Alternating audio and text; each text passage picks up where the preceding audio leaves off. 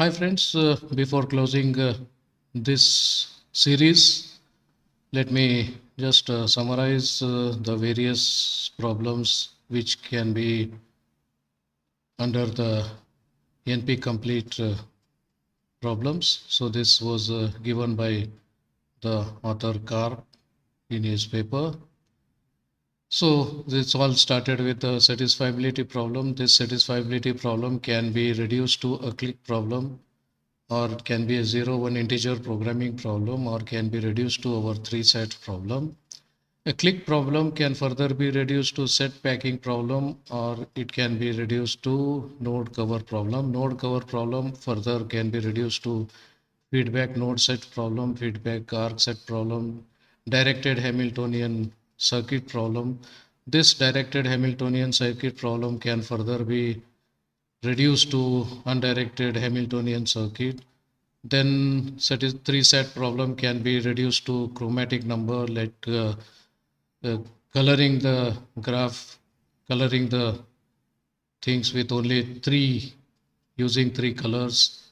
Click cover, exact cover can further be reduced to three-dimensional matching. Knapsack problem. Knapsack problem can further be reduced to sequencing problem, or can be reduced to partition problem. Partition problem can further be reduced to max cut problem, and exact cover problem can be reduced to hitting set problem or Steiner tree problem, and so on.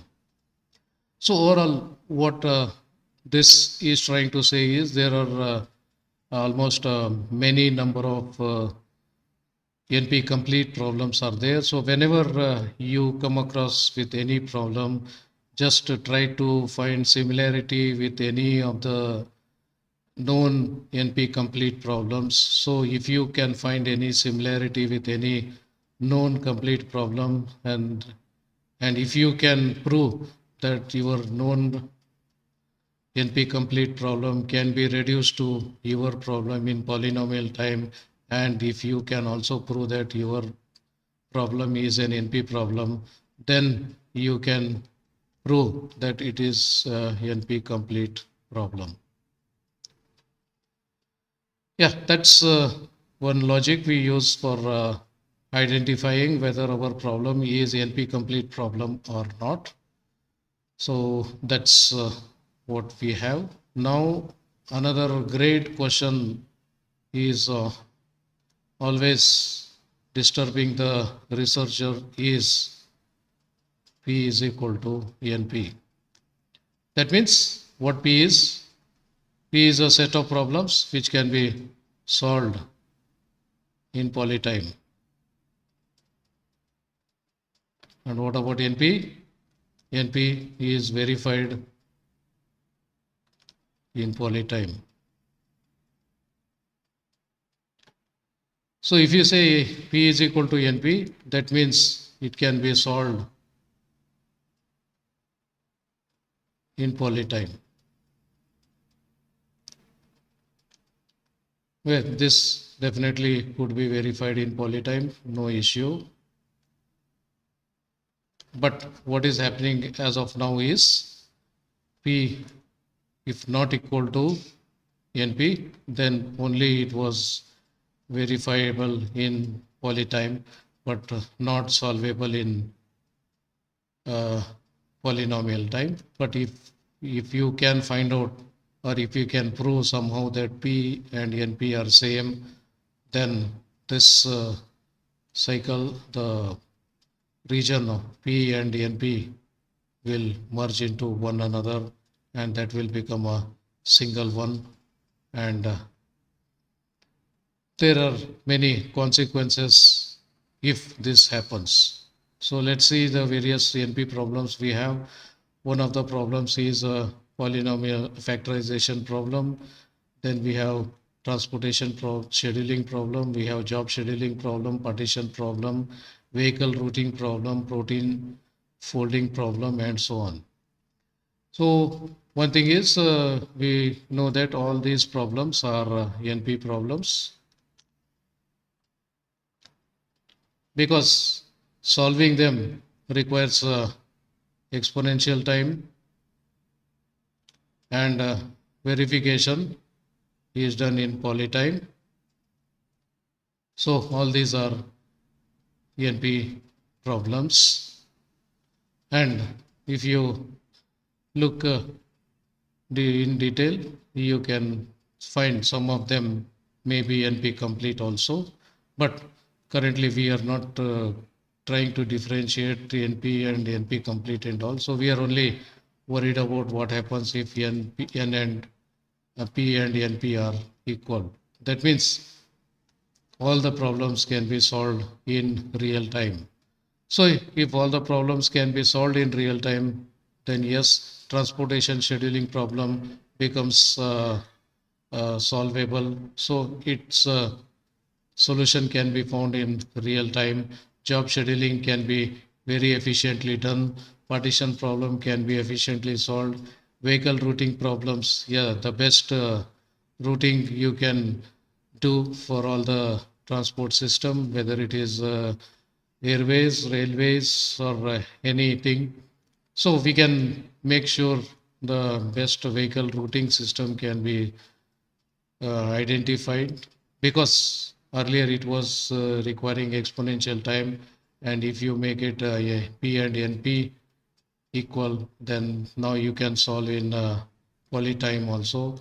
And most important thing is protein folding problem, which was an exponential problem for solving it, but definitely it could be verified in uh, poly time if some solution was made available to us. And if this can be solved in poly time, then yes, the medicines for all diseases are made available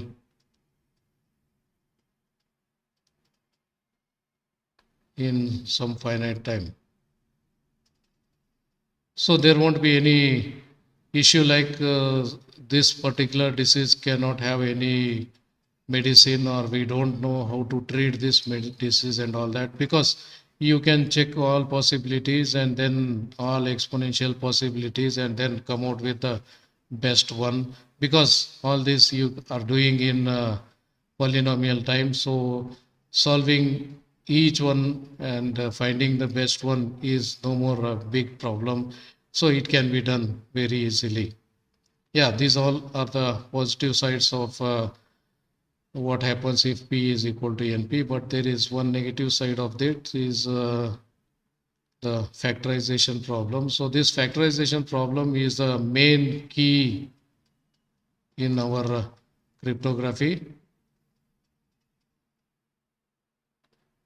So what actually is done in cryptography is there is a key required for cryptography, and that key is M, and this M is to be factorized into P and Q, and both of them P and Q are prime numbers. So if two prime numbers are given, P and Q prime numbers are given, then finding the product and getting M is quite easy. So that means if P and Q are known, then it is verifiable in polytime. But if M is known, then identifying the correct values of P and Q, and P and Q both need to be prime numbers, is definitely an exponential time problem. So solving this needs exponential time, and verifying if any result is known is polytime. So this is an NP problem. So factorization is an NP problem, and what are we doing is at the input side we encrypt it. So this encryption is done using some known P and Q, and for that M is found, and using this M encryption is done. and that encrypted message is forwarded to the receiver side, and here we need to decrypt it. So for decrypting it, first thing is find M. So finding M and then find appropriate P and Q so that they are prime, and it will get a product to M. So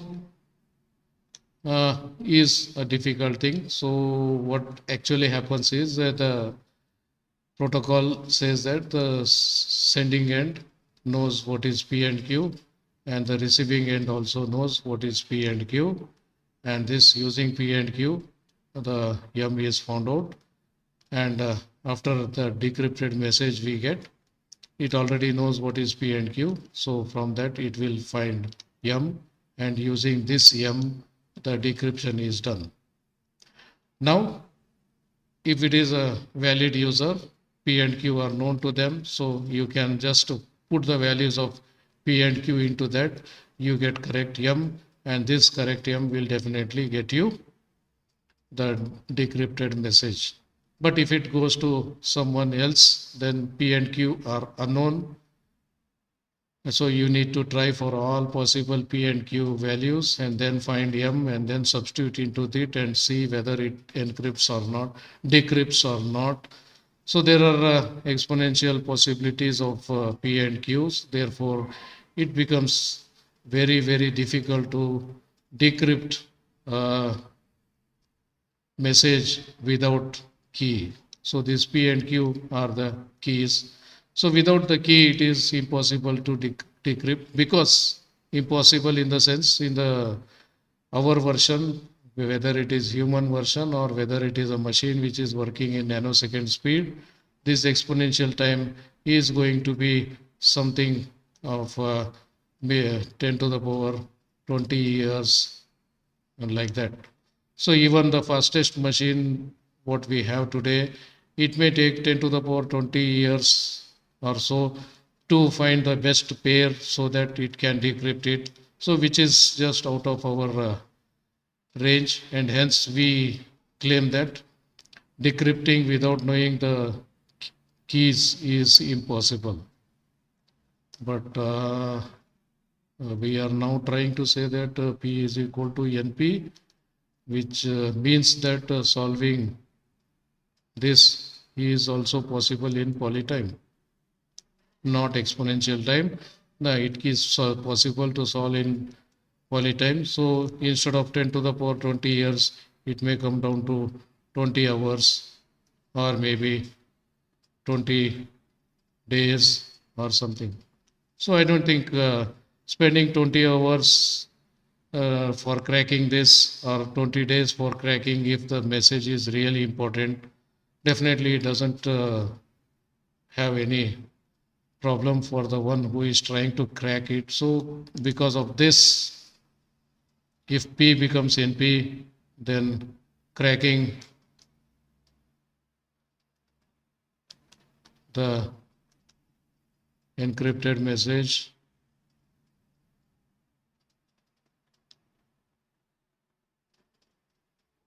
becomes possible. So if N is equal to NP, then cracking this key for decrypting the encrypted message is possible, but still, as on today, we don't know whether NP is equal to P. Therefore, as of now, we don't have any software which can solve this problem in polynomial time. So that's as of now a relief to all of us. So our messages are safe, our bank accounts are safe, because all the bank accounts, your PIN number and all that are used to verify whether the given PIN number is right or not. But how that PIN number was generated, that's altogether complicated one. So the verification is simple. So when you just enter the PIN number into your ATM then it just verifies whether the PIN number is right or not. So that's a simple task. So verification is done in finite time, therefore it's simple. But if n is equal to np, then finding finding the PIN is also possible in finite time. So as of now, no such thing is possible. So we are safe as far as our messages are concerned. We are safe as far as our uh, bank accounts are concerned. All financial transactions, everything is dependent on this called cryptography. And as long as P is not equal to NP, this cryptographic way of working is impossible to crack, and hence the system is safe. Maybe tomorrow, once the NP and P are equal, then this cryptography is no more useful. Then we need to come out with some other logic for encrypting and decrypting. So that's the case when this problem is solved. So as of now, this problem is not solved. So relax, friends. Nothing to worry. P is still not equal to NP. That means all these problems, whichever you call NP complete problems, are only verifiable if you know the solution, but cannot be solved in our lifetime. Therefore, nothing to worry. So that's it about P and all that. Thanks for listening. Take care. Bye.